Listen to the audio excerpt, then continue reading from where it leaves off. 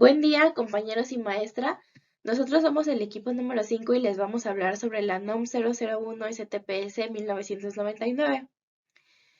Esta NOM trata de los edificios, locales, instalaciones y áreas en los centros de trabajo, condiciones de seguridad e higiene. Y los integrantes de nuestro equipo son Rodríguez Guerra Pavel Iván, Vázquez Pérez José Luis y mi nombre es Trejo Arbizu Juliana Celic.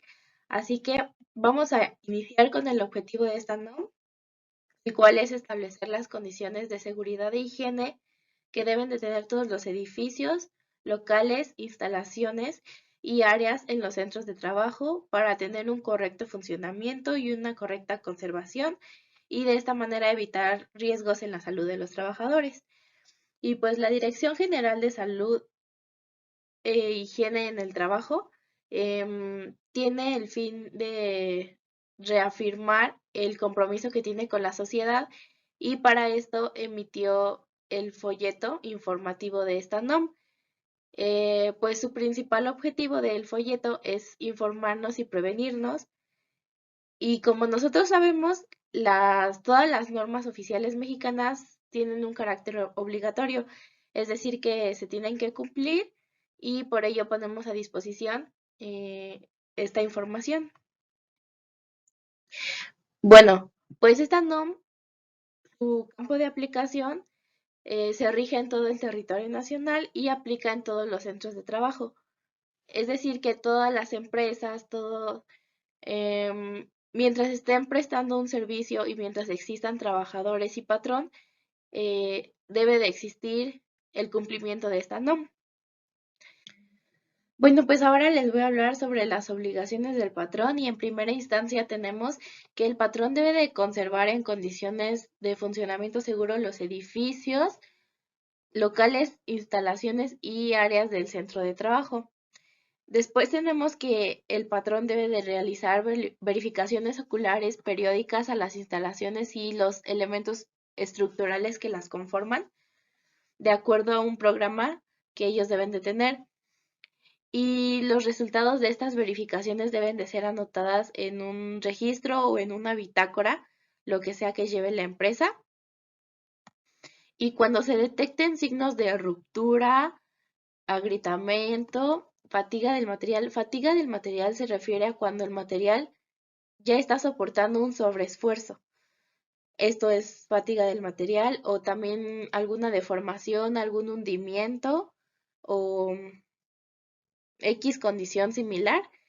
Aquí se debe de realizar un peritaje y en base al peritaje ya deberían de realizar las reparaciones correspondientes.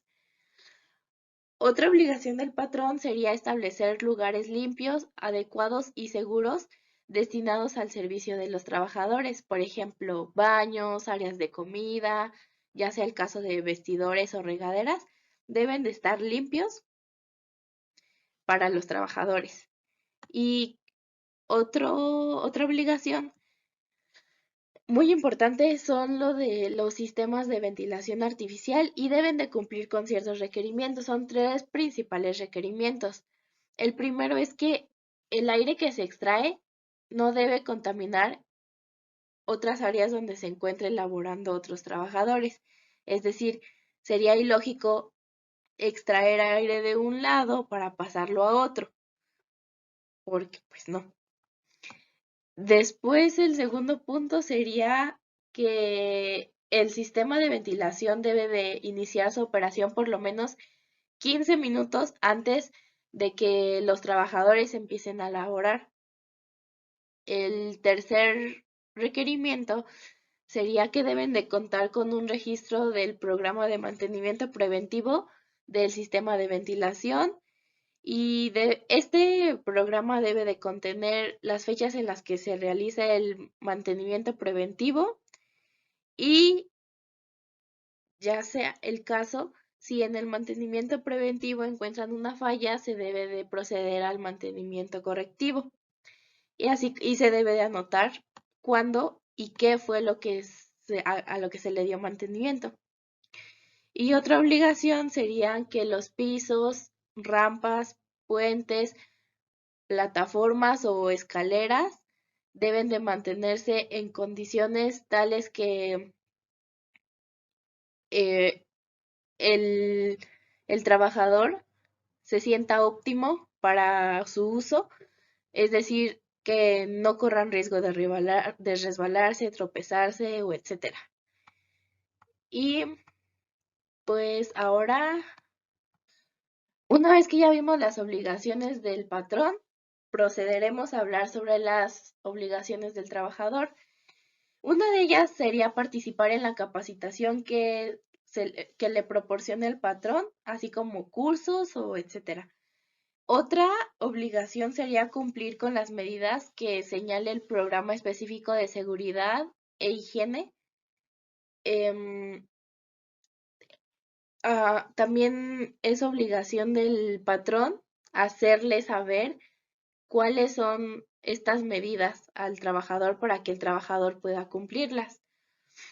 Otra obligación sería reportar al patrón cuando los sistemas de protección o la maquinaria presenten algún tipo de falla o alguna anomalía que pueda poner en riesgo la salud del trabajador.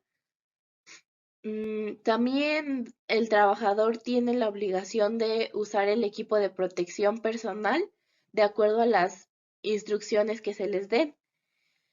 Em, el trabajador tiene prohibido, bueno, no prohibido, es obligación del trabajador no usar cadenas, usar en caso de las mujeres o los hombres con cabello largo, usar el cabello recogido, no portar cadenas, ni anillos, ni pulseras, ni mangas sueltas o cualquier otro objeto que pueda ser de riesgo durante la operación o el trabajo que se realice.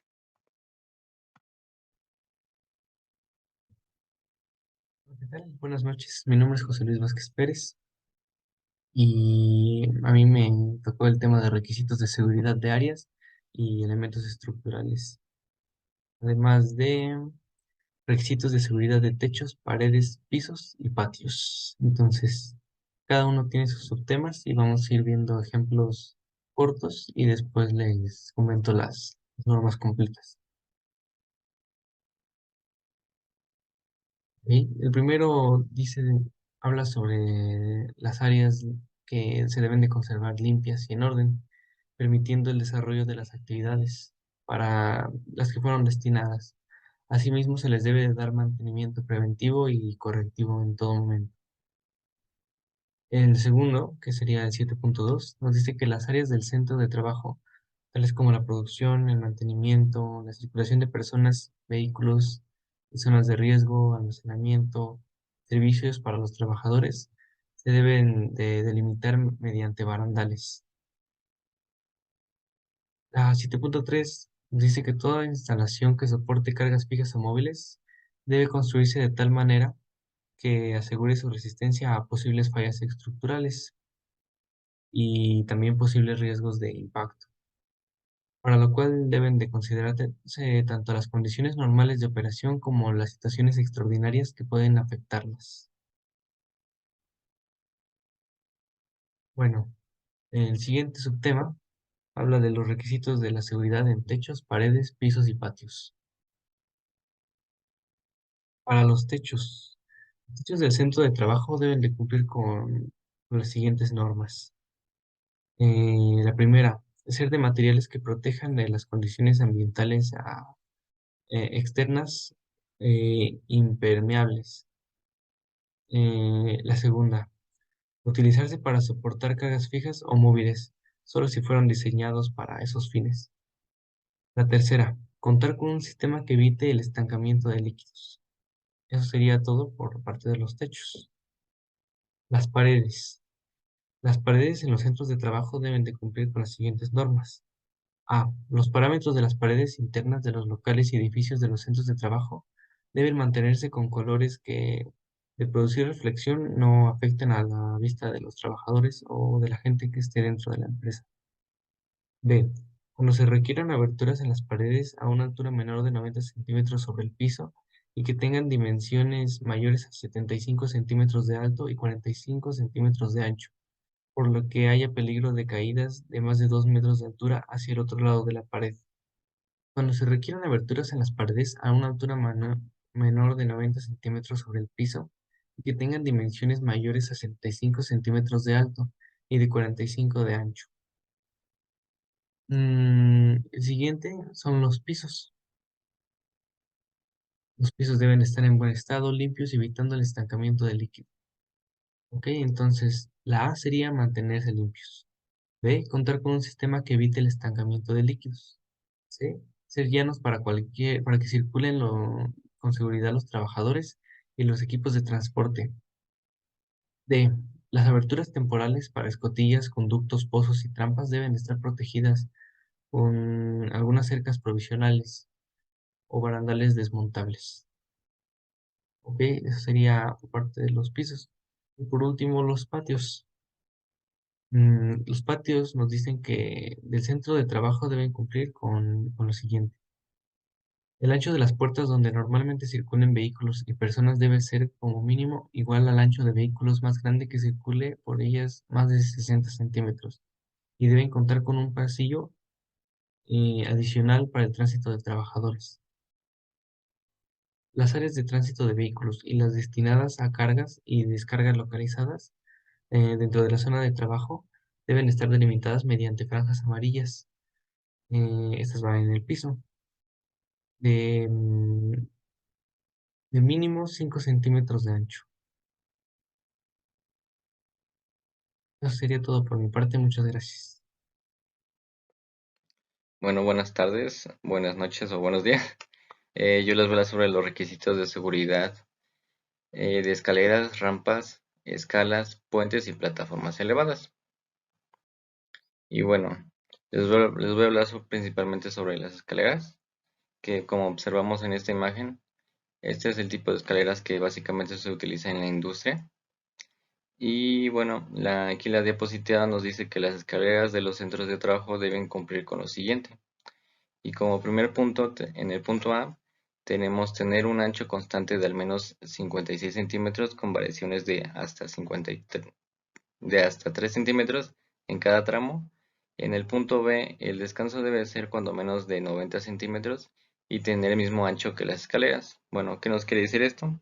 Que básicamente en esta parte es el descanso y debe de tener el mismo ancho que las escaleras.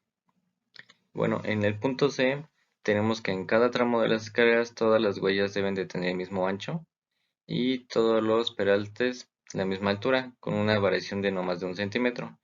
Bueno, ¿qué nos quiere decir esto? Que básicamente, como podemos observar en esta imagen, la huella a lo largo o a lo ancho tiene que medir 25 centímetros y la altura debe ser conforme a todas las demás. Y bueno, con una variación de no más de 1 centímetro. Bueno, ahora sobre las rampas, deben de tener un ancho suficiente para descender y ascender, un libre paso para transportar cargas.